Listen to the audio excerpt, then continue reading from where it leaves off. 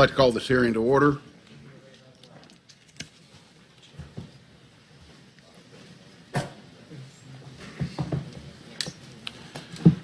One procedural matter before we begin in earnest. We meet today prior to President-elect Trump's inauguration and therefore have not yet received Representative Pompeo's nomination to be Director of Central Intelligence Agency. Procedurally, we cannot vote on and report out the nomination until it's received in the U.S. Senate. So today, we'll have a hearing and expectations that that nomination will follow. Our goal in conducting this hearing is to enable the committee to begin consideration of Representative Pompeo's qualifications to allow for thoughtful deliberation of our members. Representative Pompeo has already provided substantive written responses to more than 125 questions presented by the committee and its members. Today, of course, members will be able to ask additional questions and hear from Representative Pompeo in open and closed session. It's my intention, as soon as time allows, to convene a meeting of the committee to vote on the nomination and to report it to the Senate floor for immediate floor vote. Now I'd like to welcome our witnesses today. Representative Mike Pompeo, President-elect Trump's nominee to be the next Director of the Central Intelligence Agency. Mike, congratulations on your nomination. I'd like to also welcome your wife, Susan. Where are you? Susan, and your son, Nick. Would you two just stand up? I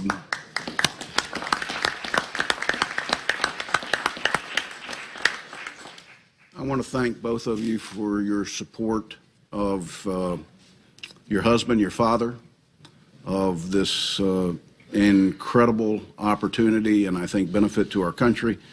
I understand that both of you have been a constant source of constructive and critical counsel to Mike, and that you said once during a speech, Nick, you graded him with a C. And Susan, you graded him with an F for questioning during an open hearing of the events of Benghazi.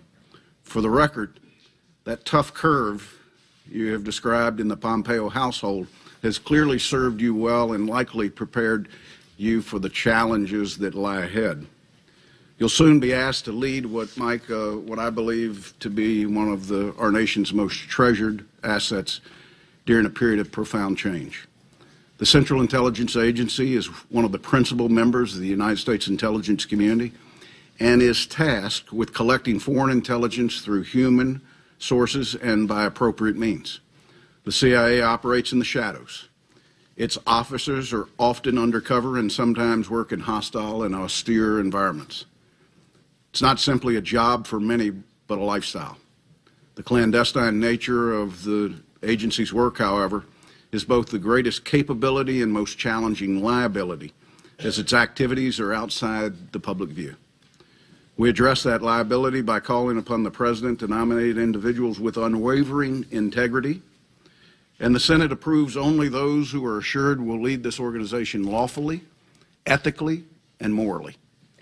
Mike, I've reviewed the material provided by you prior to this confirmation hearing and have spoken with you personally. You enrolled in the United States Military Academy at West Point as a teenager. You graduated first in your class before serving as a cavalry officer.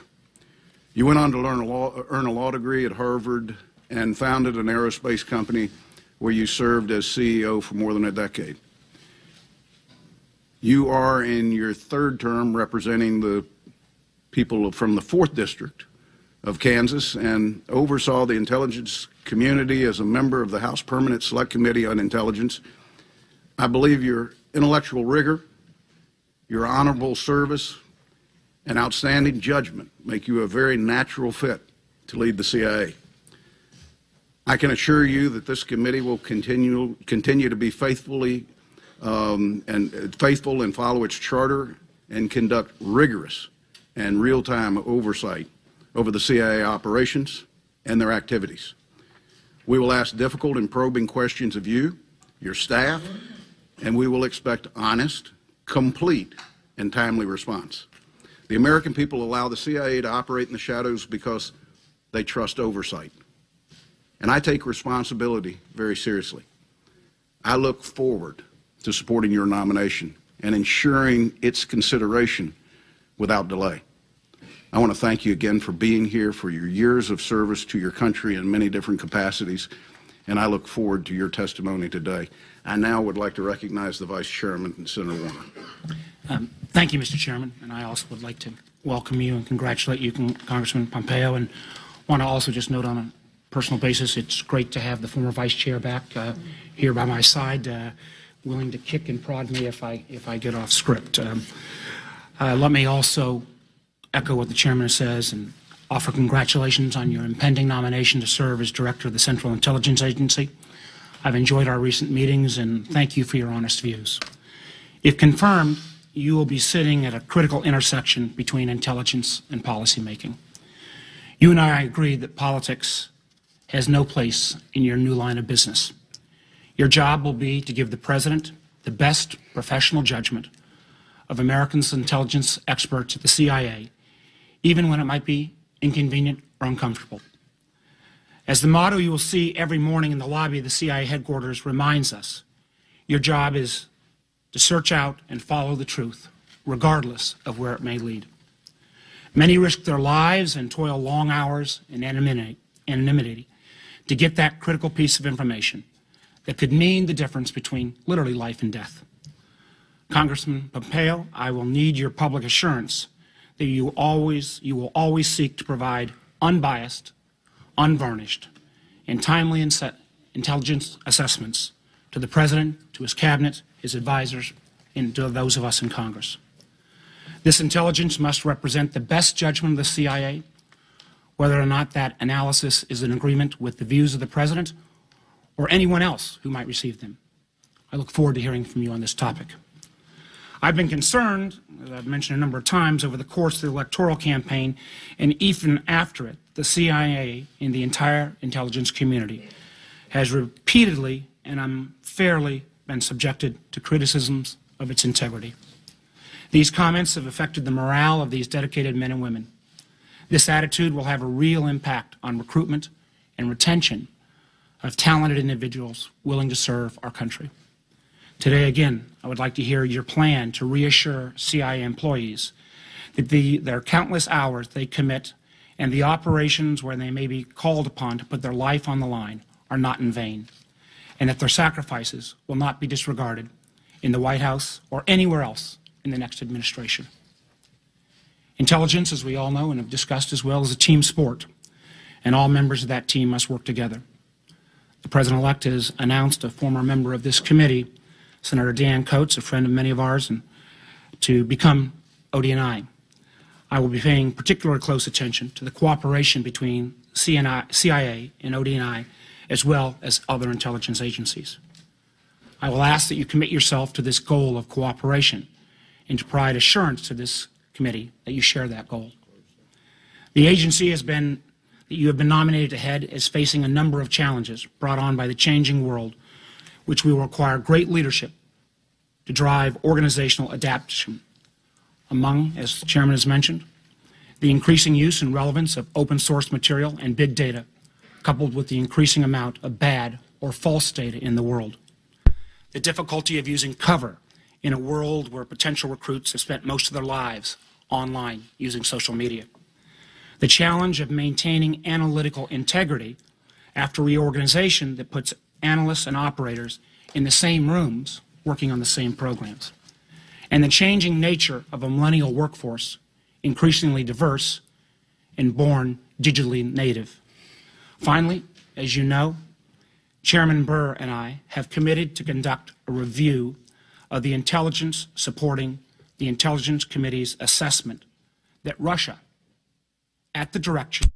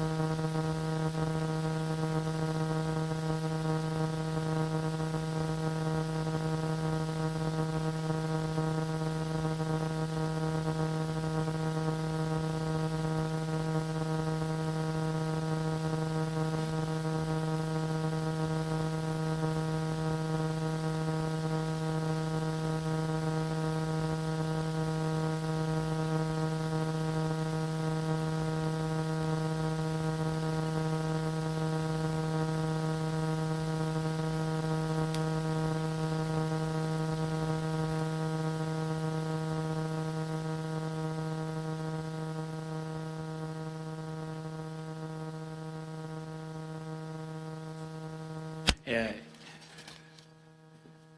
ensure that we don't end up with a light turnout again, I won't redo my second half of my statement. But I do want to get you on the record, Mike, on a couple of issues that we have discussed, particularly about this inquiry into Russian active measures. And I want to also reiterate the chairman's comments of the absolute necessity to make sure that you bring forward this analysis in an unvarnished way. And I think you've made that clear to the chairman. I know you've made that clear to me on a private basis. So if we can go through some of these questions fairly quickly. Do you accept the conclusions of the IC regarding Russia's active measures? Senator Warner, I do. I've had one briefing. I attended the hearing or the meeting at which the president-elect was briefed. Everything I've seen suggests to me that the report has an analytical product that is sound. Do you pledge to cooperate with the SSCI's Russia inquiry and to provide and make possible all necessary materials and access to personnel if needed? Senator Warner, I do. I think that's incredibly important. Do you pledge to continue to pursue your own investigation into ongoing Russian active measures and any attempts they or others may have to undermine the United States, our political system, or our position in the world? Senator, I do. Indeed, I would expect that the president-elect would demand that of me.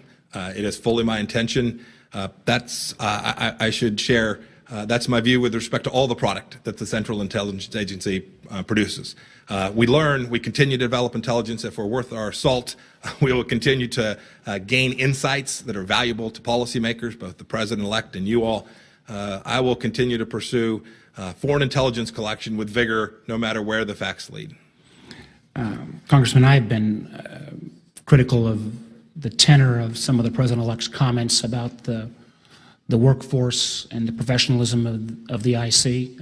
In your opening statement, you were very eloquent about the one that had been without sleep for some time. In light of some of those comments, I have concerns about the morale throughout the IC, but particularly at the CIA at this point. What plan will you have to go in and reassure the people who work at the CIA? How do we make sure in a world where it's increasingly challenging to get people to step up and serve, both in terms of recruitment and retention, that you can reaffirm that you will have the CIA employees' backs?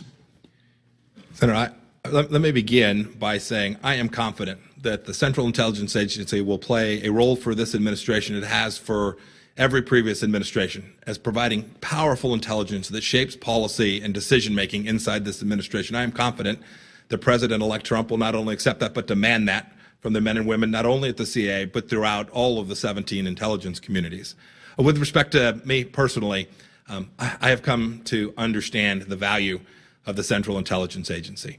I have seen their morale through tough times where they have been challenged before, and I have watched them walk through fire to make sure that they did their jobs in a professional way, and that they always were aimed at getting the truth in depth and in a robust way to policymakers. I have every confidence that not only will I demand that they will continue to do that under my leadership if I'm confirmed.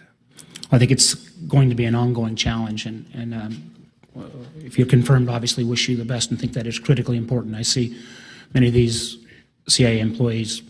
I have the opportunity to represent them. They live in the Commonwealth of Virginia. They work in this region, and it's been a challenging time for them. I also want to get to, in light of some of the comments during the campaign the President-elect made, I think a subset of this issue as well is making sure going forward that CIA represents the diversity of the world, and particularly in terms of Muslim Americans being engaged. How do we reassure them in light of some of the comments made? And then also, I concur with you that the challenge with ISIL is an enormous one. How do we make sure, how would you go forward to make sure that our Muslim allies in our fight against ISIL, that they're going to continue to have a strong partner in the United States and not one that is going to in any way discriminate based upon faith? Senator, it's absolutely imperative. We have a workforce out at the agency that is incredibly diverse. As you all well know, to achieve their mission, we have to have folks from a broad background set as well as with language skills that represent all parts of the world so that we can perform our intelligence operations properly. And we have partners in the Muslim world that provide us intelligence and who we share with in ways that are incredibly important to keeping America safe. I am counting on, and I know you all are as well, that these liaison partnerships will continue to be additive to American national security, and you have my commitment that our workforce will continue to be diverse. I hope we can even expand that further so that we can perform our incredibly important intelligence collection operations all around the world. Senator Thank you, Risch. Mr. Chairman. Senator Risch. Mr. Chairman, I've had a considerable amount of time with Mike over the years, and recently I'm going to, and we're on a short string here, I'm going to reserve my questions until we get to the closed hearing portion of the hearing. Thank you, Mr. Chairman. Senator Feinstein. Thanks very much, Mr. Chairman. I just want to begin by saying I really appreciate the private meeting we had an opportunity to have. For me, it was a clarification.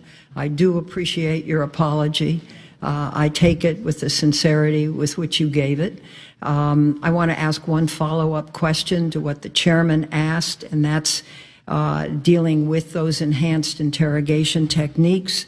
And that is that if you were ordered by the president to restart the CIA's use of enhanced interrogation techniques that fall outside of the Army Field Manual, would you comply?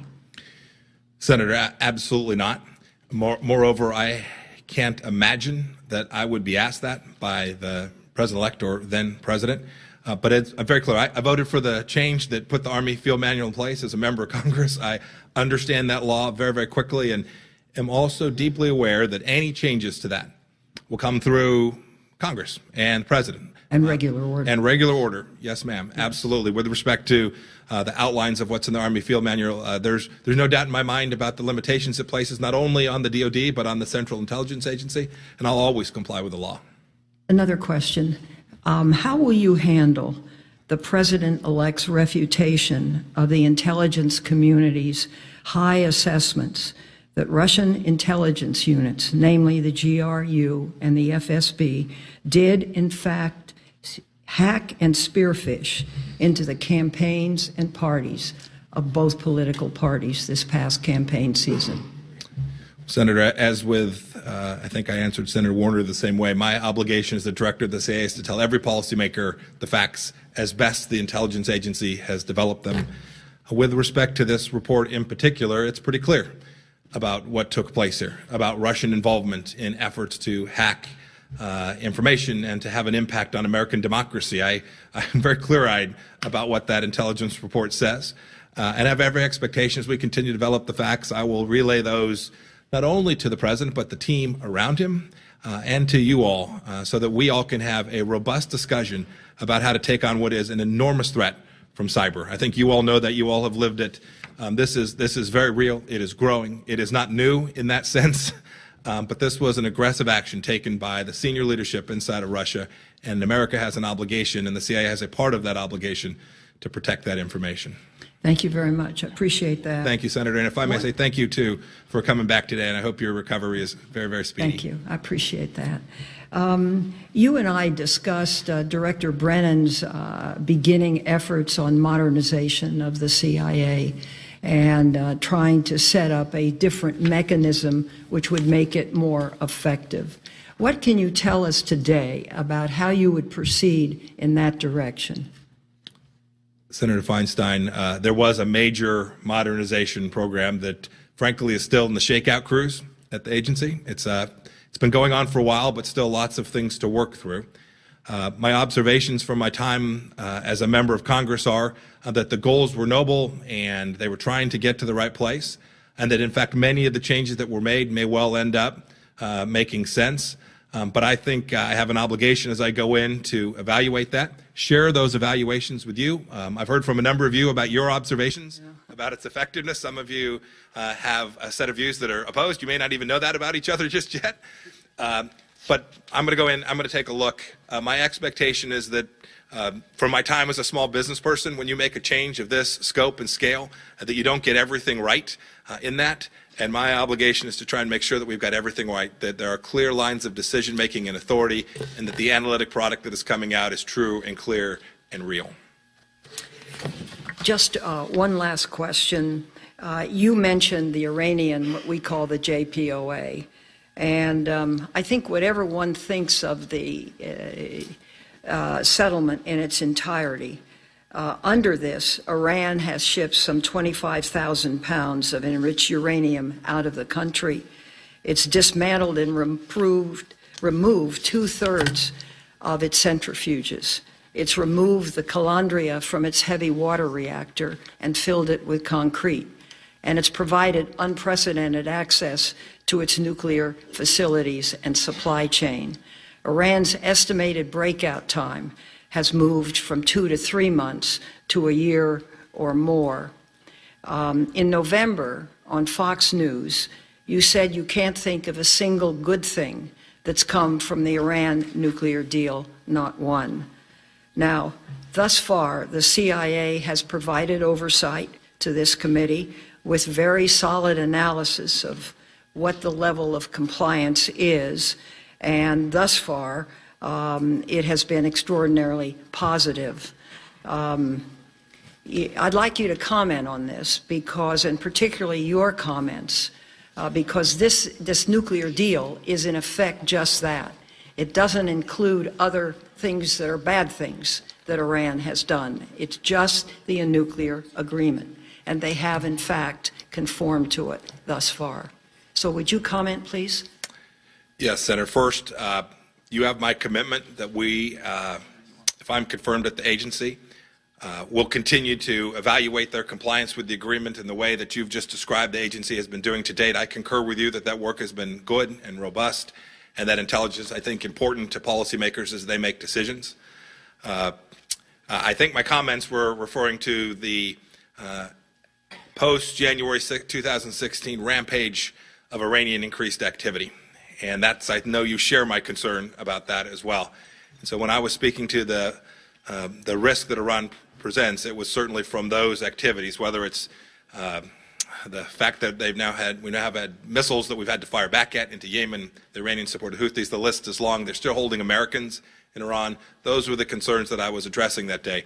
You have my commitment as the director of the CAF, and I'm confirmed that we will continue to provide you the intelligence to understand both what's taking place in the nuclear arena with respect to the JCPOA and its compliance, as well as to the set of activities that are outside of that. Thank you very much. I appreciate that. Senator Thank you, Rubio. Mr. Chairman. Thank you, Mr. Chairman. Mr. Pompeo, thank you, first of all, for your service to our country repeatedly in the Army and Congress and now here in this new role. I know we're going to have a closed hearing later today, so the questions I'm about to ask you, I ask that you answer based on open source information available to the general public and also your understanding of the law of war as a graduate of West Point and your service as an officer in the U.S. Army. First of all, your understanding as an officer in the U.S. Army, is military targeting of civilians a violation of the law of war? Oh, Senator, intentional targeting of civilians is absolutely a violation of the law of war. Based on open sources and information available to the general public and the conflict in Aleppo, Syria, have Russian forces conducted repeated attacks against civilian targets? Senator, based on open source reporting, it appears that they have. Do you believe, based on your knowledge, again, acquired through open sources and your just general knowledge of geopolitics, that Russian military forces could conduct a repeated attack against targets in Aleppo, Syria, without the express direction of Vladimir Putin? It seems intensely unlikely to me, Senator. And again, all of your answers you just gave are based on open sources, unclassified? Yes, sir. Okay. The second question I have is, and I think you've already said that you accept this as a fact, that there is indeed an effort by Russian intelligence and others associated with the Russian government to conduct a campaign of active measures in the United States designed to sow doubt about the credibility of our elections and our democracy, to sow divisions and chaos in our politics, to undermine the credibility of political leaders and the like. You agree that that assessment, that we are in the throes of an active measures campaign that probably predates this campaign, but it's certainly ratcheted up? Yes, Senator. It's a long-standing effort of the Russians, and frankly, there are others out there engaged in a similar set of activities. It is something America needs to take seriously and a threat that we are vulnerable to today. And in fact, it is the exact activity they've undertaken, for example, in Europe and in other countries as well. That we've seen the same sort of pattern in other places, correct? Yes, Senator, and I'll add to that. We have elections, important elections taking place in the year ahead, in Europe and around the world, and we need to be deeply cognizant of all of the foreign actors with malign intent who are attempting to impact those elections as well. And I think the CIA has a role in trying to understand that threat in a deep and fundamental way and sharing that with each and every member of the policymaking community. Now, again, not asking you to rely on any intelligence or classified information, just in your judgment, as you see the state of American politics and the political discourse, a president-elect who has questioned at times the judgments of our intelligence agencies, opponents to our president-elect who continuously question the legitimacy of his election, the shameful leak in the media regarding unsubstantiated, unsourced information designed to smear the president-elect, the fact that Russia and Vladimir Putin have become a dominant theme in political coverage in this country for the better part of 3 months, if not longer. As you look at all of that, in your personal opinion, is Vladimir Putin and the Russians looking at all this and saying, we've done a really good job of creating chaos, division, instability in the American political process? Senator, you put a lot into that, but let me try and unpack it just a touch. I certainly want to make sure I talk only about my observations and judgments based on unclassified information, Yes, but sir. I have no doubt that the discourse that's been taking place is something that Vladimir Putin would look at and say, wow, that was among the objectives that I had, to sow doubt among the American political community, to suggest somehow that American democracy was not unique. I believe it is fundamentally unique and special around the world. It shouldn't surprise any of us at all that the leadership inside of Russia views this as something that might well redound to their benefit. And my last question involves an area that you may not get asked by anybody else on the committee, you might, but it regards the Western Hemisphere.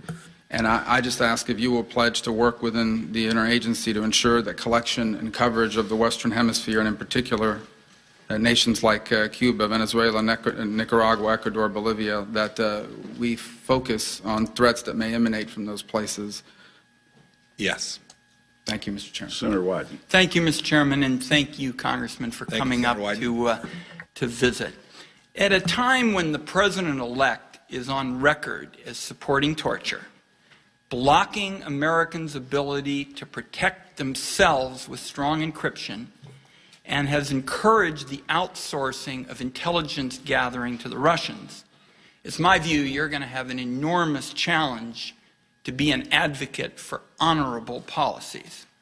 It's already clear that several key members of the President-elect's national security team advocate illegal policies. So this morning, my view is we need to find out what you're for. And I'm just going to tick through some of the issues we talked about in the office. Let's start with surveillance, if we could. You recently wrote an op-ed article saying that Congress ought to pass a new law reestablishing the collection of all metadata. Those are your words, all metadata. So you would basically get the Congress and the country back into the business of collecting millions and millions of phone records on law-abiding people. You go on in this op-ed article to say that these phone records ought to be combined with publicly available financial and lifestyle information into a comprehensive, searchable database. So you would be in favor of a new law collecting all of this data about the personal lives of our people. And I think it would be helpful if you could start by saying, are there any boundaries, in your view, to something this sweeping? Senator, you and I did have a chance to discuss this. There are, of course, boundaries to this.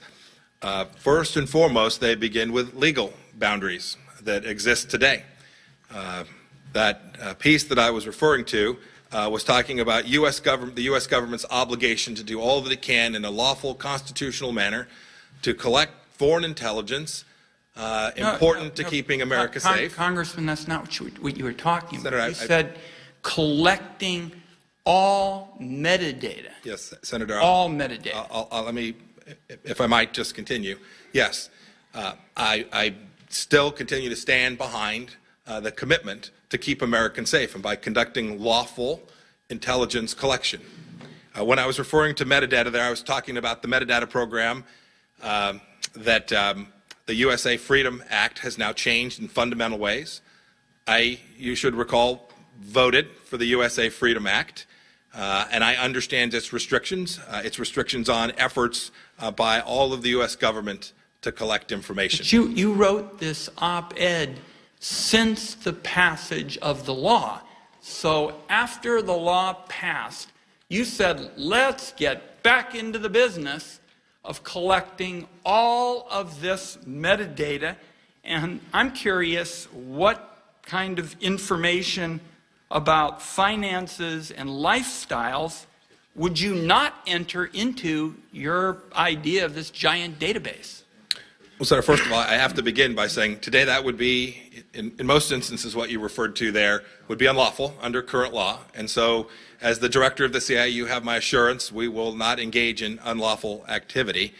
But I think this committee, the American people, demand that if there's publicly available information someone has out there on our public available site, I think we have an obligation to use that information to keep Americans safe. If someone's out there on their Facebook page talking about an attack or plotting an attack against America, I think you would find the director of the CIA and the intelligence community grossly negligent if they didn't pursue that information. Congressman, I don't take a backseat to anybody in terms of protecting this country when our security is on the line. I wrote the section of the Freedom Act that gives the government emergency authority to move when it's critical to protect the country. That's not what we're talking about here. You're talking about your interest in setting up a whole new metadata collection system, which is far more sweeping than anything the Congress has been looking at. And if you would, before we vote, I would like you to furnish in writing what kind of limits you think there ought to be on something like this. Let me see if I can get in one more question. The president-elect had indicated on the Apple issue that, in effect, he thought that there shouldn't be strong encryption and that he basically would consider pushing for mandated backdoors into encrypted products. And that's been the position of the FBI, some very influential members of Congress. Now, you have not been a cheerleader, as far as I can tell, for weakening strong encryption, which is something I think that sounds constructive. If you're confirmed as CIA director, are you willing to take the president, the FBI, and influential members of Congress on this issue? Because I think it's clear weakening strong encryption will leave us less safe. And I'd like to hear your views with respect to strong encryption. And would you be willing to take the president, the FBI, influential members of Congress on when they advocate it, because they're going to? Senator, first of all, I did not mean at all to suggest you were second to anyone with respect to keeping America safe. If I implied that, I did not intend that. You should know I take a backseat to no one with respect to protecting Americans' privacy either. I think that is incredibly, incredibly important. With respect to encryption, it's a complicated issue. I know enough about it to begin to form judgments, but I want to talk to you about the process, the framework I'll use. I think this applies across a broad range of issues we'll discuss today. When we're dealing about an issue like encryption that has commercial implications, national security implications, privacy implications, I will do my best to understand what it means to the Central Intelligence Agency and what it means to our capacity to keep America safe. And I will represent its interests as my part of a larger effort to make sure that we get that policy decision right. And if, in fact, it is the conclusions of folks out at the agency and our team, and I concur in that assessment, I can assure you I will present that rigorously, whatever the views of the president are or any of the members of his team. I will do my best to get that right and represent, do my role as the director of the CIA if I'm confirmed. Thank you, Mr. Chairman. Senator Collins. Thank you, Mr. Chairman. Mr. Pompeo, first let me say that I was very heartened by our meeting and our telephone call in which you showed that you fully understood the role that you have as CIA director to keep this committee well informed. I expressed to you my frustration of questioning members of the Intelligence Committee and then finding that there was more to the story and that there were omissions at times, not deception, but omissions. And even more frustrating, reading in the paper the next day leaks that have come from the administration, not necessarily the CIA. And I think that erodes the trust that is essential for us to perform our oversight function, which is absolutely critical since you don't have the regular oversight mechanisms. And just for the record, if you could reassure me again on your willingness to be very forthright with this committee, I'd appreciate it. Yes, ma'am, I can assure you that. We talked about the fact that I have lived that life a bit as well. And I understand it's not only that interest is so broad, right? This is what you spoke to. You mentioned it here. This is a unique space where we operate in places where the American public doesn't always get a chance to see everything. And so the willingness to make sure that we share this information to policymakers who we trust will keep this information safe and secure and handle this information appropriately is absolutely critical. You have my assurance I'll do everything to make sure that this committee has a relationship with the agency that is forthright each and every day. Thank you. I want to turn to the issue of cyber threats and cybersecurity, which has been an obsession of mine for many years since Joe Lieberman and I tried to bring a cyber security bill to the floor in 2012, only to have it filibustered. I believe that the recent focus on the cyber intrusions in the campaigns has greatly increased the public's awareness of this problem. But the fact is that the cyber intrusions go far beyond the political space, troubling though and appalling though that is. There was a 2015 memo by the chairman of the Joint Chiefs of Staff and the Secretary of Defense that said that the Department of Defense is subjected, this was a public memo, is subjected to 100,000 attempted cyber attacks each day. Now, those are attempts, not all of them go through. They're from nation states, they're from terrorist groups, they're from hackers, they're from international criminal gangs, you name it. That's 3 million per month. How would you assess our preparedness in the cyber domain? Senator, we've got lots of work to do. Maybe the best way to summarize that. Not only the government that is protecting our systems, and we've talked a lot the last few days about the systems that belong to private entities, political private entities, but I know you've done a great deal of work in making sure that the national infrastructure, including its private sector infrastructure, has the capacity to do what it needs to keep not only business issues in the place that they need to be. A lot of these folks are subcontractors to the United States government as well, right? Private companies that have important information about American national security activities. And so we have an awful lot of work to do. There's no reason to expect that this threat is going to diminish, and that will take a whole of government effort to do that, shared by the executive branch and the legislative branch to achieve better cybersecurity for the national infrastructure as well. Let me very quickly express two concerns about Iran. One, there are increasing reports that Iran is using its civilian air fleet for illicit purposes, including the transfer of arms to terrorist groups.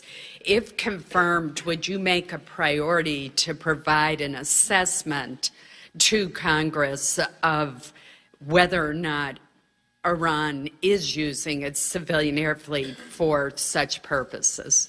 Senator, I will. I'm happy to share with you, too. I've read about this as well. I'm happy to share with you in closed session the knowledge that I have. It concerns me greatly, the activities of of Iran Air and Mahan Air that are taking place today in Iran. And finally, do you believe that the monitoring and verification regime in our agreement with Iran, the JCPOA, as currently constructed, is adequate to ensure that Iran is fully complying with the agreement? Do you think that the IAEA has sufficient access and to detect any Iranian cheating? Senator, the Iranians are professionals at cheating. And so while I think we have a very sound inspection regime, I have to tell you, I worry about the fact of the thing that we do not know, we do not know. And so you have my commitment that I will continue to improve and enhance our capacity to understand that and do everything I can to diminish the risk that, in fact, we are missing something. Thank you. Senator Heinrich. Thank you, Chairman. And thank you, Congressman Pompeo, for taking the time to sit down with me earlier this week and for your willingness to answer the pre-hearing questions that a number of us submitted to you. I hope your responsiveness to committee inquiries continues unabated should you be confirmed. That was certainly the tone that you set with me in the office, and I appreciate that.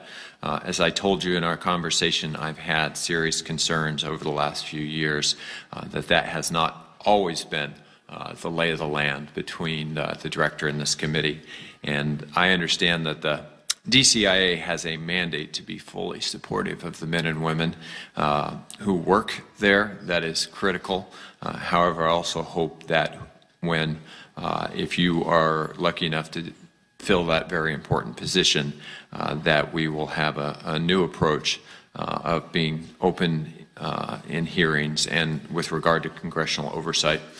I want to start on an issue that was central in some of the pre-hearing questions, and in our conversation, you indicated that you would seek the counsel of experts at the CIA to determine whether adhering to the Army Field Manual and conducting interrogations was an impediment to gathering vital intelligence.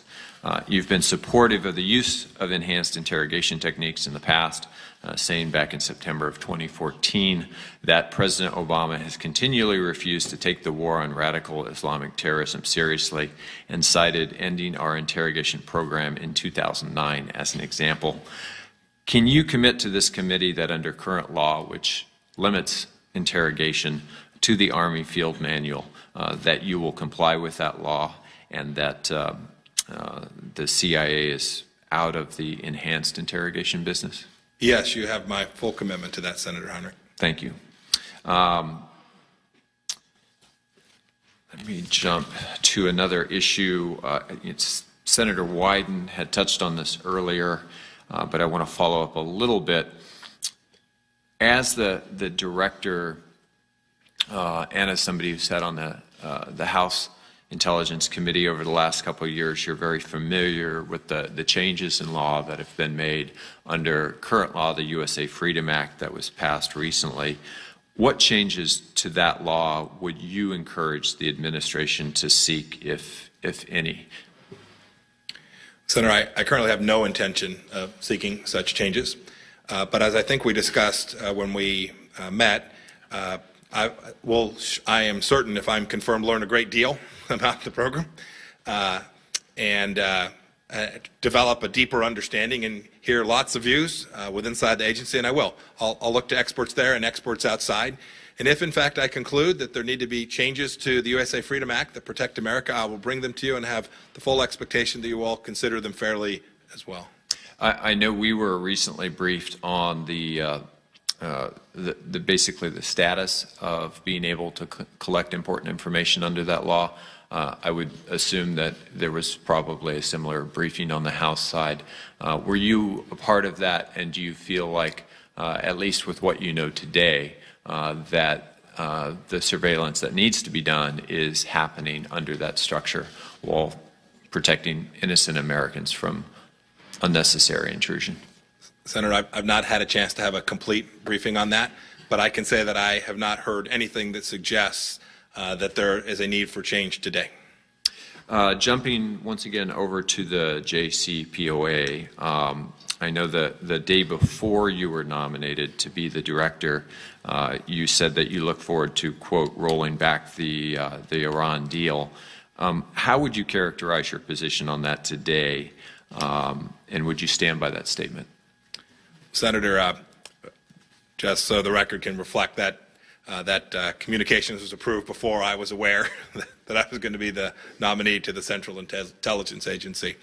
Having said that, look, I spoke to this a great deal.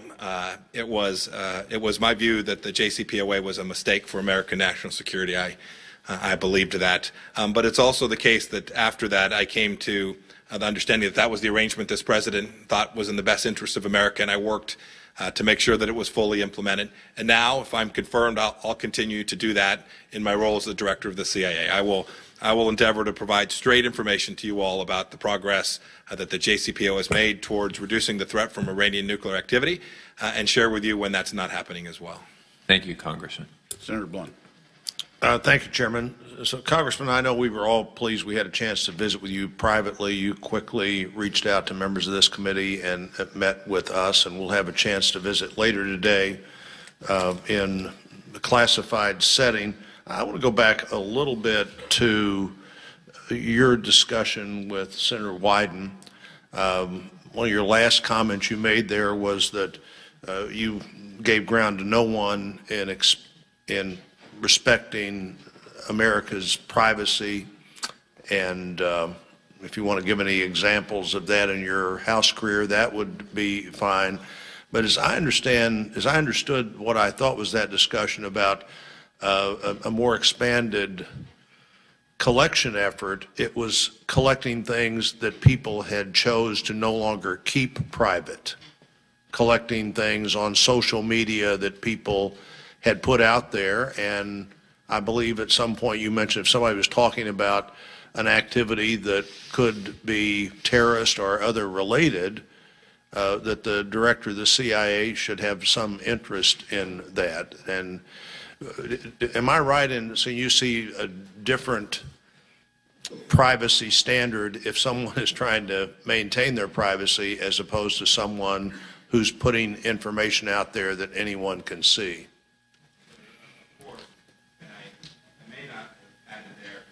Mike, hit your button. Yes, sir. I may not have added there. Look, the primary responsibility for that here in the United States is not the Central Intelligence Agency. It would be other agencies inside the federal government. So in the first instance, the focus of the Central Intelligence Agency is foreign intelligence collection. Make no mistake about that. But yes, I was referring to things that were in the public space that the U.S. government ought to make sure that we understood fully and that we didn't leave publicly available information off of things that we were using to prevent all kinds of bad and terrorist activity here in the United States. As a member of Congress, I've voted repeatedly on pieces of legislation that were important for protection of American privacy. It's something that if you come from South Central Kansas, people know. You know that being from Missouri, people are deeply cognizant of the need for a space for themselves to live away from the government, and it's something that I hold dear and treasure myself as well. The on the issue of encryption, I've for some time on this committee at even public hearings and specifically at public hearings have had both the director of the FBI and NSA. I can recall on both of them saying encryption is the best thing out there and maybe in some cases the worst thing out there, but there seems to be a real sense that encryption is more often a cyber protection than something that we should create a way around. And what's your view of encryption in an ongoing way, and what the government could or should do to try to permeate encryption that's already out there in equipment? Senator, I always start on this topic reminded of my role as the director of the CIA. It's first to comply with the law. So as you all develop policies around encryption, you have my assurance that I'll always direct the people that work for me to comply with the law with respect to private communications. Second, I think we need to acknowledge that encryption is out there.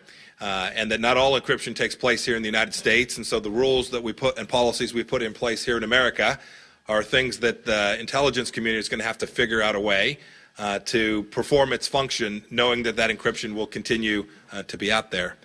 And then finally, we spend a lot of time talking about how we handle encrypted devices for Americans and for encryption here in the United States.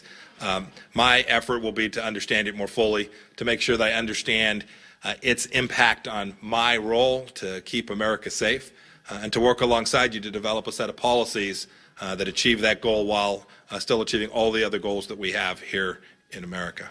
And spending some time in House Intelligence, seeing the relationship between the DNI and the CIA, what do you think you can do to advance the ability of the DNI to do their originally stated job of coordinating information, being sure everybody has access to the information that's out there in a better way than we have currently seen? So the statute's pretty clear about our respective roles and responsibilities. I've now had a chance to reread that a couple of times since my nomination.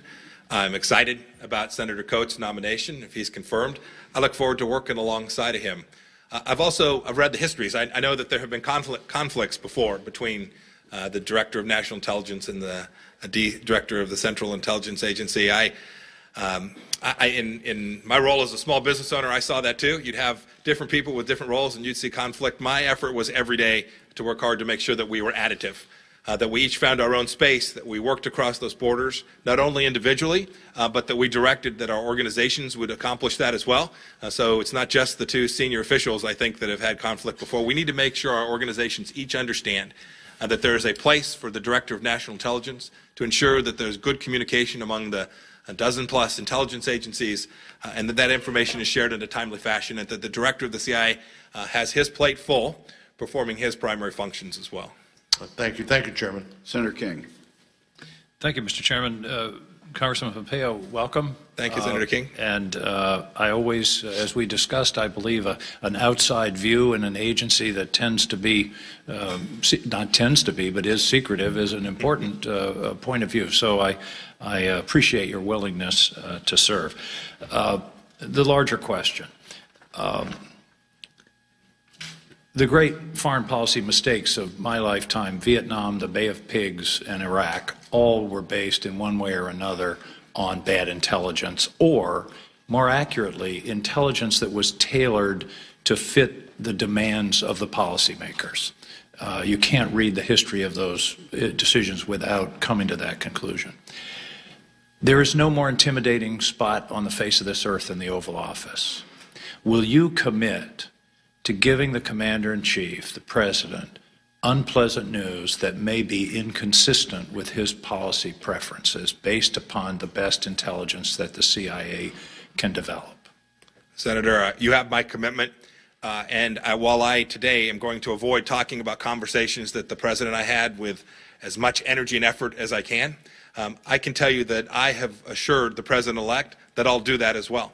I have shared with him that my role is central to him performing his function and important and critical only when I perform my function in that way. When I take the great work that these men and women put their lives at risk to develop, and I deliver that to every policymaker in a way that is straight up and forward. And I commit to doing that with you and with the President-elect. If he doesn't say at some point, Mike, I'm disappointed in you, is that the best you can do? You failed. The President-elect's National Security Advisor, General Flynn, has been quoted as saying the CIA has become a very political organization.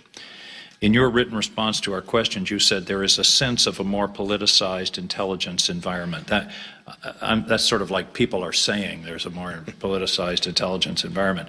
What do you mean by it? Is there a sense of that? Do you agree with General Flynn, or do you not? So I've had a chance as an overseer to observe the Central Intelligence Agencies, and when I've had a chance to sit with them, have watched them fight through fire to get the real facts. I have seen, however, I've seen political actors from all stripes attempt to try and shape that. And I don't mean in hard ways. There's no demand. But I'm not talking about outside political actors. I'm talking, this allegation is that the agency itself has become politicized. Do you believe that? I have my experience is that I have not seen that. I appreciate that. There are unsubstantiated media reports that there were contacts between the Trump campaign and the Russians. If confirmed, will you commit to exploring those questions? And if you find there is validity to those allegations, refer the information that you discovered to the FBI? I want to make clear that I share your view that these are unsubstantiated allegations. I emphasize that. I understand. I want to make sure that is. These are very serious allegations. Look, there are a number of very serious things that have taken place. The leaks that occurred as well, I consider to be intensely serious too. And I think Director Clapper's statement from last night or this morning about his concern about these leaks is worthy as well.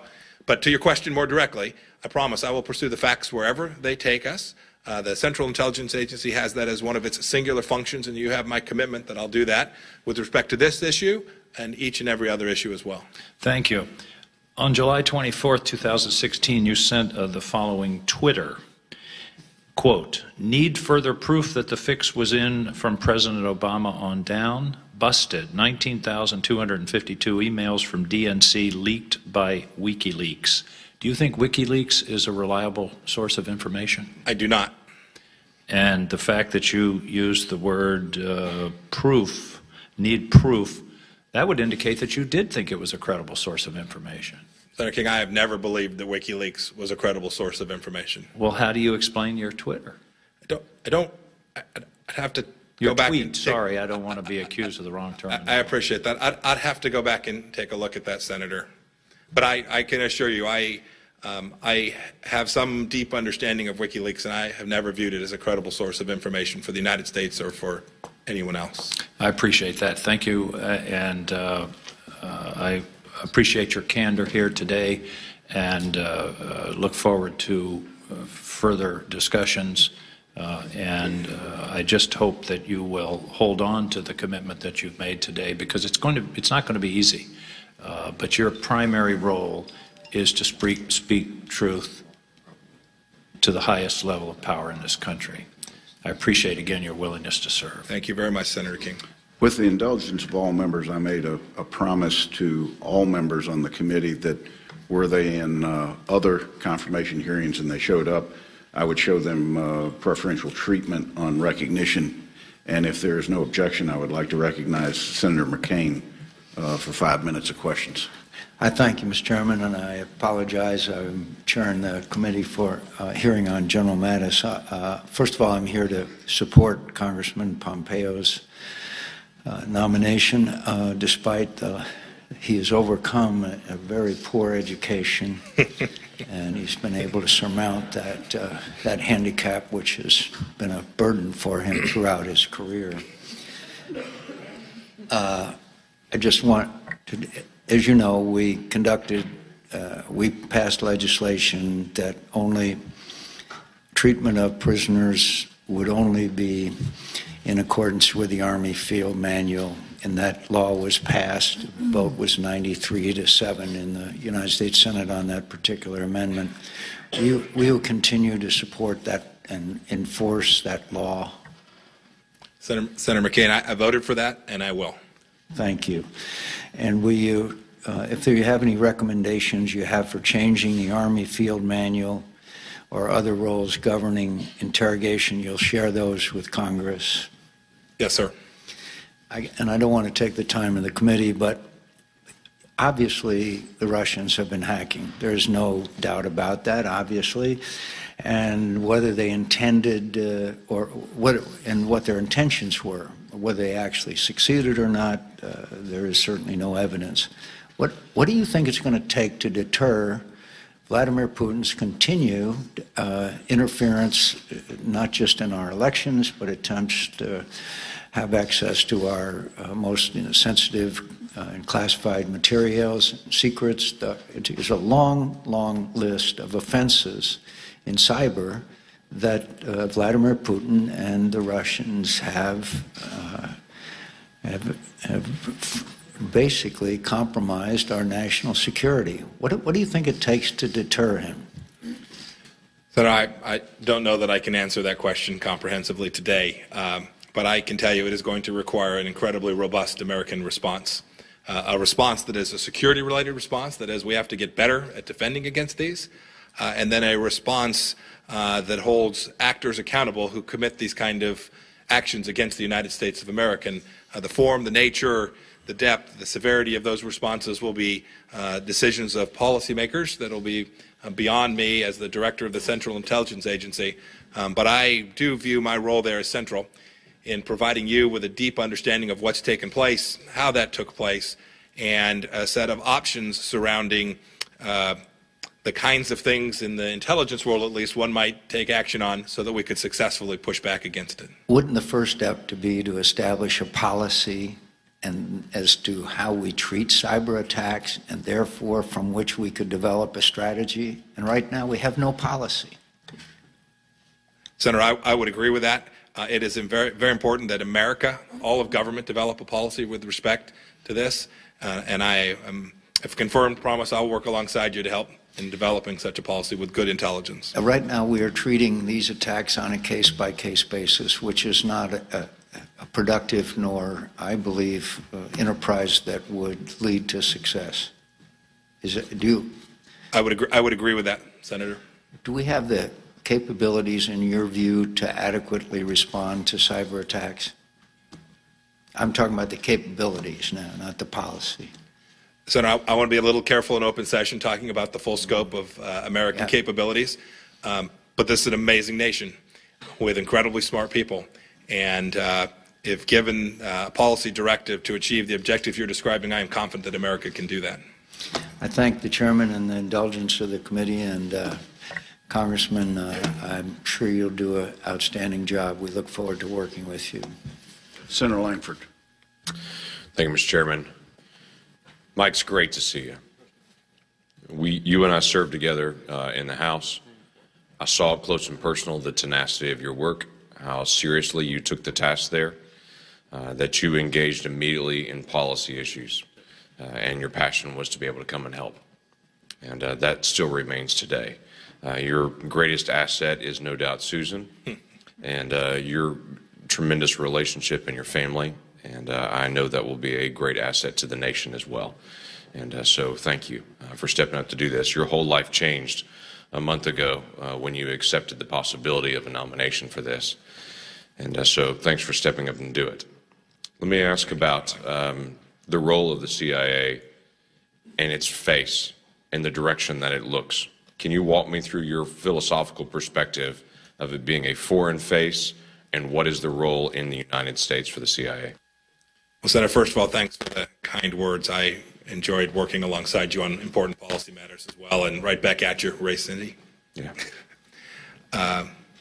Look, the Central Intelligence Agency has a mission. It's to steal secrets, and it's to be an espionage agency, getting a hold of information that bad actors around the world don't want us to know. These are foreign entities, foreign actors, foreign countries, whether it's Iran, or Russia, or whoever that actor may be. The intelligence agency's fundamental role is to make sure that we deliver that information to policymakers so that you all can make informed judgments about how to respond and to keep America safe. That's its function. It has lots of pieces to it. There are people pieces. We have to make sure we have the finest talent in America so that it can deliver that product. We need to make sure we have policies and processes in place so that we can deliver that. We need to make sure when asked to perform covert action activities that we do so in a professional way, consistent with the law, and vigorously execute the President's directives there. This is a world-class foreign intelligence service that, if it confirmed, I am humbled to have the opportunity to lead. So let me ask about gathering intelligence and getting it in a timely basis to the President and other decision makers and policymakers. It has been one of the ongoing disputes is the speed of the turnaround. How fresh is that information? And at times for agencies to think and rethink and edit and re-edit information so that by the time you get it, it's so sterile and so old that it's not as useful anymore. Talk me through just methods and thoughts about trying to get fresh information to policymakers and the President. Senator, it's incredible, important that the information is timely. I understand sometimes there is a trade-off between speed and depth and accuracy, right, and completeness. But that just means we have to be world-class. Businesses do this every day. I tried to do it in the times that I ran my two small companies. We have to make sure that the CIA is world-class with respect to developing this information in a timely, speedy fashion, getting it to policymakers in a way that is both reliable and timely. We've all seen this. It's a complex world with difficult foreign intelligence collections and pockets, and we have to make sure that the agency is world-class with respect to delivering that to you. So let me ask a strange question for you. You're going to often be in meetings with Dan Coates and yourself and the President. What's the difference in the information that you're bringing to the President? How can you and the Director of National Intelligence cooperate together in bringing information, and what's the differences in the roles there as the two of you sit and bring information to the President? Look, the DNI, and Senator Coates have confirmed in his role, will have the important function of being the President's senior intelligence policy advisor. I have the glory, if confirmed, to lead the world's premier intelligence collection organization. Certainly with respect to human intelligence, we have a unique capacity that is unrivaled in the world, and I hope to be part of making it even better. And so we'll bring a set of different perspectives. He will have spent more time evaluating intelligence that comes from different parts of the intelligence community than I will have. I will have been focused on the work that our agency does. And I have great confidence that he and I will work together to deliver a comprehensive view of Americans' intelligence posture and the information that has been derived from that. Okay.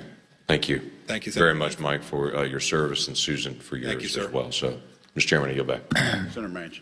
Congressman, thank you, Mr. Chairman. Congressman, thank you for your service. Thank you, Senator Manchin. And also, congratulations on your nomination, and to your family, I'm sure extremely proud of you, and they should be. With that being said, you know, we live in a troubled world today, as we all know, and I think I just want to hear your thoughts on your experiences within the military and also your experience as a congressperson and the positions you've had in Congress on what do you consider the greatest threat the United States of America faces today, and what person brings the greatest threat to our country that wants to do us harm? So it's always hard to rack and stack, especially in times of turmoil around the world that we find today. But let me give it a throw. So I begin with the threat from terrorism as it extends into the homeland. If you ask what was the most immediate threat, I think it's certainly that. That is, it presents the most immediate threat to the personal risk to a person living in south central Kansas. And so we need to be... A country associated with that? Oh, boy, there are too many to name, but let's start with the activity that's taking place today in Syria and Iraq, and the threat that terrorists pose, both Sunni and Shia terrorists, opposed to the United States. So ISIS and Al-Qaeda would be the primary organizations today, but it extends far beyond that. We've also seen challenges from radical Islamic terrorism in Southeast Asia. Do you believe terrorism is the highest threat that we face? I mean, I'm just saying in the position you have right now, the unclassified position you have right now in your experience. In the near-term threat to life and limb of Americans, yes. I'd put North Korea, China, and Russia right up there alongside them. Which one has the weapons to do us harm? Oh, goodness. So the nuclear powers are the ones that have the biggest threat to do catastrophic harm to the United States. And which person in the world do you, in your estimation, has the desire to do us the most harm?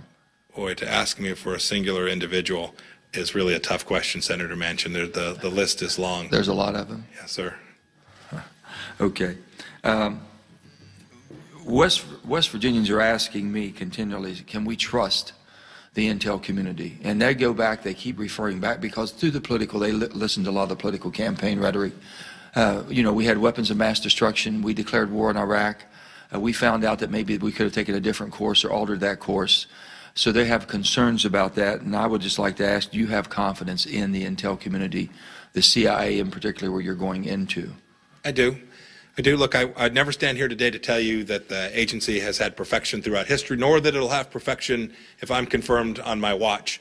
But I have great confidence in the men and women that work out there. They are, you know them, right? They are patriots, they're warriors, they're real people who have dedicated their life to keeping America safe. And I have the utmost confidence that if I'm confirmed, I will get an opportunity to lead a set of great Americans that aren't politicized. Right now, I think you'd have to agree that the morale is fairly low, and they're being hit by many different angles and different sides through the political process that we go through, which can be very, very damaging, if you will.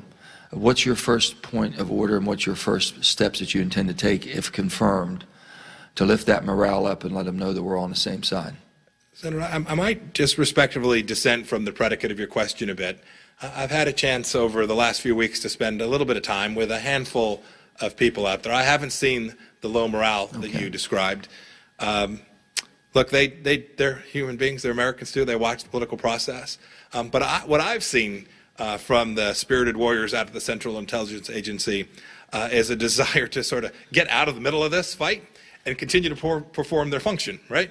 To do their work in a way that they know how to do. And they are, I don't mean to denigrate the leadership at the Central Intelligence Agency at all today. Director Brennan has performed amazing service to America for an awfully long time. But many of them have served under multiple presidents as well, and they know that times change and leaders change. And I think they're very much looking forward to the new administration have confirmed me as the director of the CIA to help them continue to perform their function in a way that they can continue to serve America. I definitely wish you well on that and of the optimistic outview you have. And my final question would be your thoughts on sanctions. What would be your thoughts on sanctions? Because we're looking at sanctions. Are we looking at it state by state, country by country, or should we have a blanket, basically, piece of legislation here that says that any country that has been state-sponsored cyber attacks on the United States of America, should we not have basically sanctions in place to address all of them the same, or should it be country by country deciding on what sanctions that we think will be more detrimental? But I'm just saying that if it's been, the intel community confirms that it's state-sponsored sanctions, shouldn't we know exactly what they're going to be facing if we confirm that? Well, Senator, you've actually given my first opportunity to step out of the political world today and tell you, look, that decision, that policy, I think will be left to others. I do have a record with respect to sanctions. Right. I have voted for legislation authorizing sanctions on a number of countries during my time as a member of the United States House of Representatives. Were they evaluated country by country, or do you?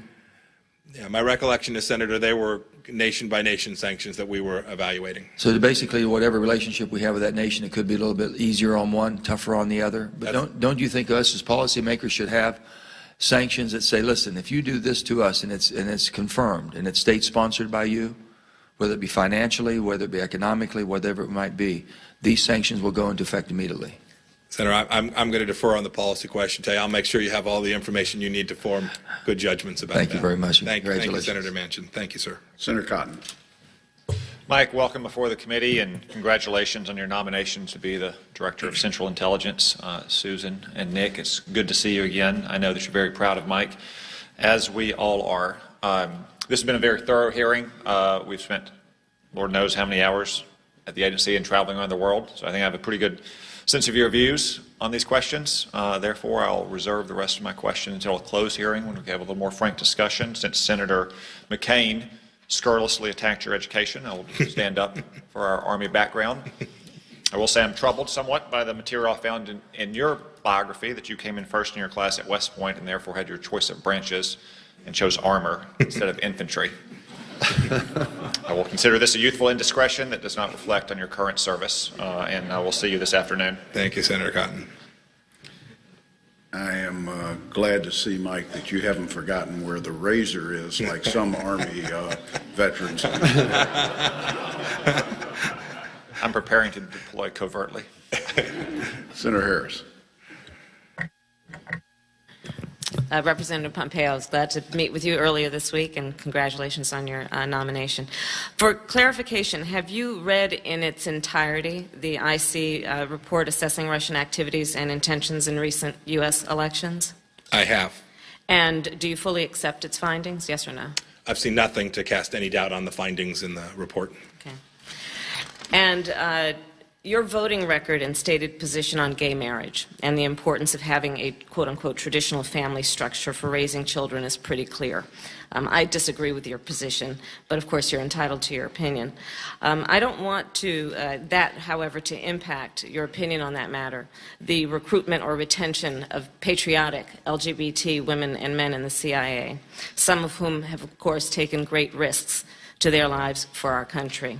Can you commit to me that your personal views on this issue will remain your personal views and will not impact internal policies that you put in place at the CIA?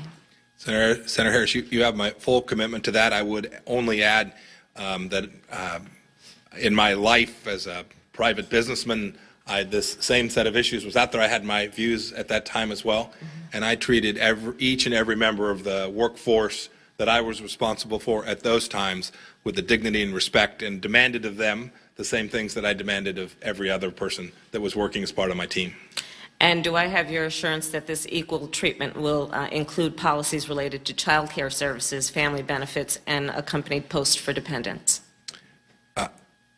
Without knowing the full set of policies and benefits out at the Central Intelligence Agency, I haven't had the chance to find that out just yet. You have my assurance that every employee will be treated in a way that is appropriate and equal.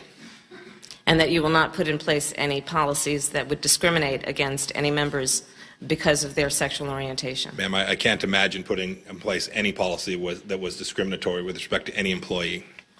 Thank you. And I'm also concerned about rhetoric related to Muslims from high-profile members of the incoming administration, in particular Lieutenant General Michael Flynn, with whom I imagine you'll be working closely. I don't want that to impact recruitment or retention of the patriotic and critically important Muslim men and women of the CIA, some, of course, who have taken great risks to serve our country. Can you commit to me that you will be a tireless advocate for all members of the CIA, all of the workforce? Yes, ma'am. CIA Director Brennan, who spent a 25-year career at the CIA as an analyst, a senior manager, and station chief in the field, has said that when, quote, CIA analysts look for deeper causes of rising instability in the world, one of the causes those CIA analysts see as is the impact of climate change. Do you have any reason to doubt the assessment of these CIA analysts? Senator Harris, I haven't had a chance to read those materials with respect to climate change. I do know the agency's role there. Its role is to collect foreign intelligence, to understand threats to the world. That would certainly include threats from poor governance, regional instability, threats from all sources, and deliver that information to policymakers. And to the extent that changes in climatic activity are part of that foreign intelligence collection task, we will deliver that information to you all and to the President. In the past, you have questioned the scientific consensus on climate change.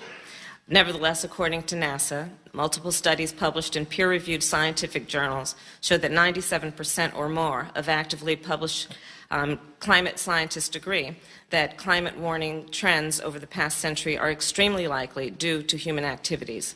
In addition, most of the leading scientific organizations worldwide have issued public statements endorsing this position. Do you have any reason to doubt NASA's findings? Senator, I've actually spoken to this in my political life some.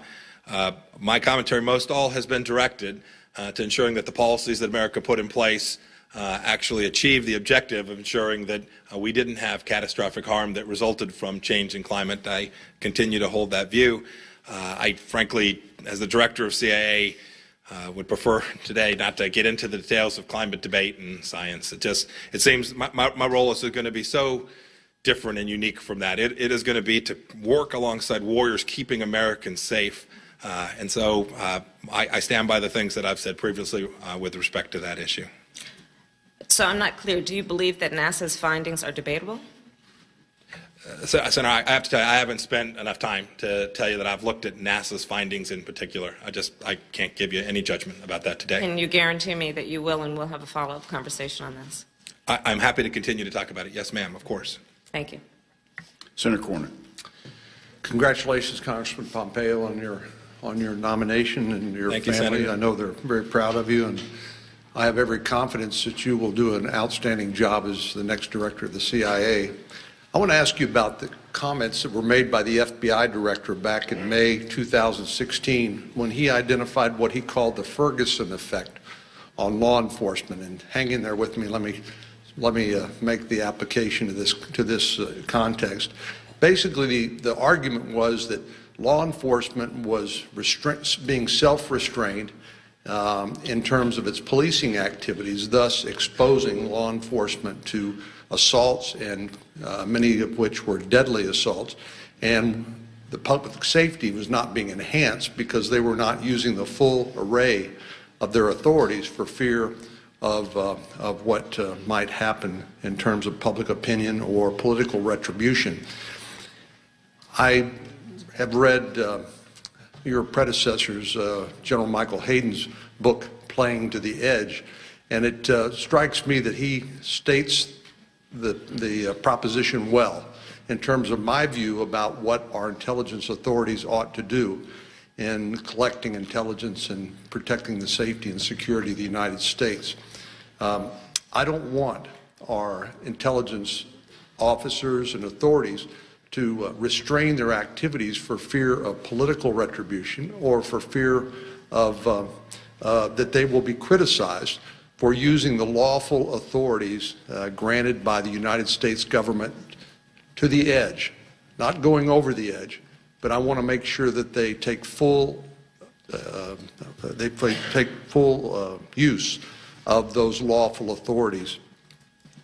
I know that one of the conundrums that we have in a democracy is that when we start talking about what those authorities are and what they should be, there is a natural reticence to do so because, of course, in Russia and China and North Korea and Iran, they don't have those problems.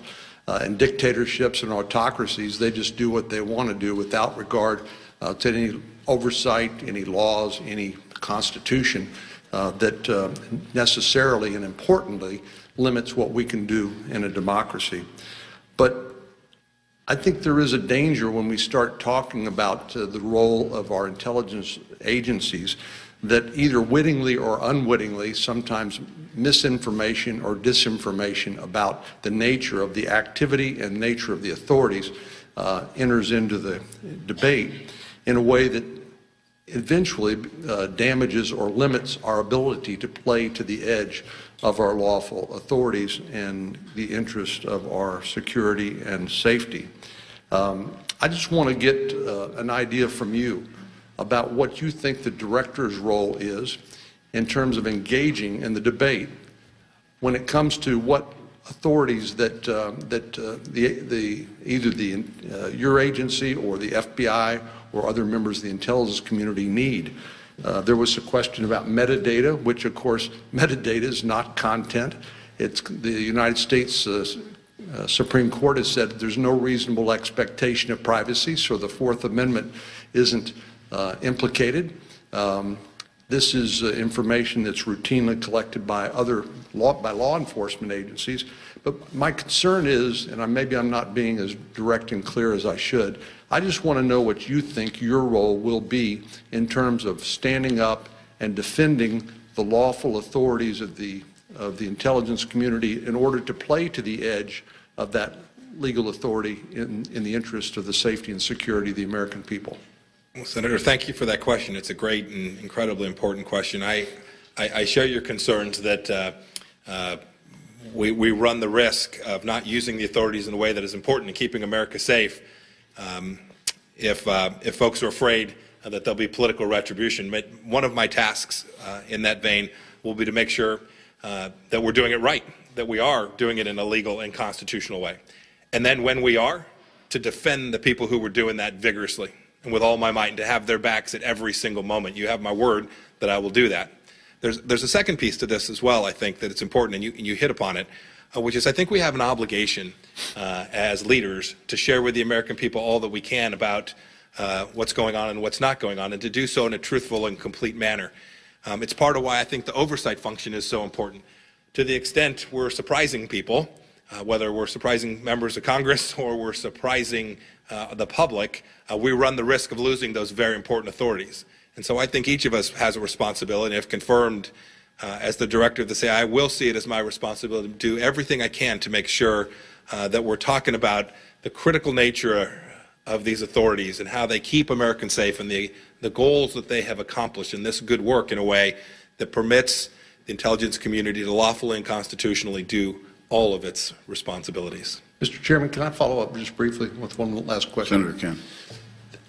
And of course, none of those authorities are going to be decided in all likelihood by the Supreme Court of the United States. In other words, the Office of Legal Counsel, the appropriate authorities at the Department of Justice are going to give guidance to the CIA and our intelligence community on what those where that line is, so you can, consistent with your commitment, make sure that you apply the law that Congress has passed and is signed by the President. But ultimately, no one's ever going to give you 100% assurance that you're playing consistent with those laws as interpreted by the Department of Justice. The Office of Legal Counsel won't be criticized in a political format later on in such a way as to cause retaliation perhaps, or some concern that intelligence officers are going to jeopardize their career and their family's livelihood by playing consistent with the best and highest legal guidance that they're given. How do you view that role? And maybe that's just inherent in the nature of our system, but it always strikes me as a tremendous disservice to our men and women in the intelligence fields for politics to intervene and come back and undermine the lawful authorities and direction that our intelligence community is given when they're conducting their activities. Yes, Senator, it's a real risk. It's an important part of my role to make sure that we have clarity, that those lines that you talk about are clear and bright, and so that this risk that you refer to, I've heard others talk about it as second guessing, is minimized, happens as rarely as possible, and that there aren't surprises to people as they go through. That's incredibly important, and the director of the CIA has an important role there, both making sure that we're behaving lawfully, and when we do, defending the men and women who we ask to do really hard things inside of those laws. Thank you. Thank you, Mr. Chairman. The chair will recognize Senator Warner for a brief statement, and then Senator Wyden for one question. I just understand what my friend, the senator from Texas, has been saying, but I want to, 10 of the comments I just wanted to respond, put on the record. One of the things that's impressed me with you, Congressman, in our meetings is your thoughtfulness, and I think you're a student of history as well, and we've talked about that. And I think part of the responsibility of the agency that you may head is unique in that it is tasked with taking on covert activities and relies in many ways upon the oversight of this committee and frankly, the trust of the American public to not go over the edge. And I think there have been times, and we could debate those times, where clearly in the history of the agency there have been examples where, whether it was through political pressure or otherwise, the agency went over the edge, and unfortunately that in the end did not make America safer. I'd also say that in many of these areas, whether it's through changes of technology, and I know there's a robust debate around encryption and privacy in the digital age, that edge is not defined yet, both in a legal standpoint and in many times Congress has not done its job in terms of giving those policy guidances. So I want you and hope that you will carry out your duties and keep America safe. But I think we get into a treacherous area when we're trying to push over an edge where those edges are not defined or Congress has not done its job. Thank you, Mr. Chairman. Mr. Chairman, thank you. Congressman, during the campaign, the president-elect essentially laid out something that looks to me like outsourcing surveillance. He said about Russian hacking, "I'd love to have that power." And he encouraged the Russians to hack Secretary Clinton's emails and suggested they be provided to the press, but we're now in a different period. He's the president-elect. And it's one thing to talk, as we did earlier, with respect to your idea for collecting metadata in the future, all metadata in your words, but I want to ask you about outsourced surveillance. If a foreign government, an organization, a company, or an individual provided the agency with the communications of Americans on whom there were no warrants, what would your response be? Senator, this is a complex question that you've asked. I understand that there are policies in place, I believe at the agency, it may even be at the Department of Justice with respect to this very issue. If I can step back and tell you that, look, it is not lawful to outsource that which we cannot do under, that the agency cannot do under its laws. That is, But we that's can't be not too the clever by question. half. You can't request the information from a foreign government. We understand that. But the question is, what happens if it's provided to you, especially since it's being encouraged? Senator, my understanding is that the same set of rules that surround the information, if it were collected by the U.S. government, apply to information that becomes available as a result of collection from non-U.S. sources as well. Mr. Chairman, your courtesy has been appreciated. I want to only ask in writing, I'd like your response on that. Obviously, part of this involves minimization. There are other issues, 12333. I'd like that in writing, and I'd also like in writing, before we vote, what limits you would have on your metadata proposal, particularly since you're advocating that it apply to personal lifestyle information like. Thank you, Mr. Chairman. It was the hope of the chair that we would allow the congressman an hour in between this and the closed session. We are down to 30 minutes. I'm going to recognize Senator Harris for a very brief question, if I may, and then I would ask if there are any additional follow-ups, they be moved to the closed session. Sure. Mr. Pompeo, on the issue of climate change, I understand you're not a scientist. What I'd like to know and what I want to hear from you is I want a CIA director who is willing to accept the overwhelming weight of evidence when presented, even if it turns out to be politically inconvenient or require you to change a previously held position.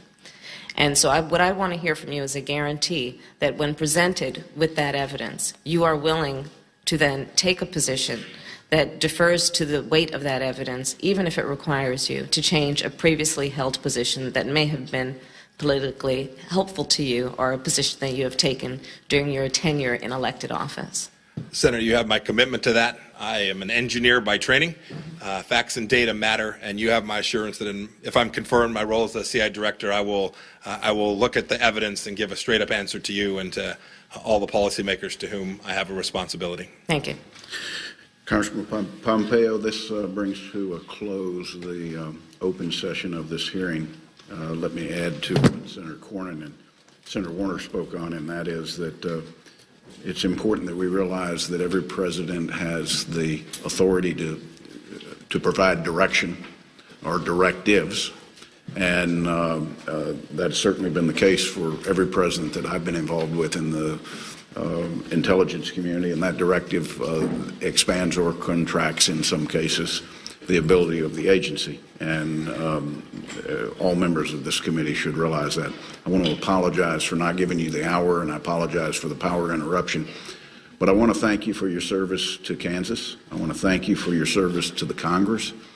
I want to thank you for your service to the country as a board member of West Point, as you have served like I have in the past.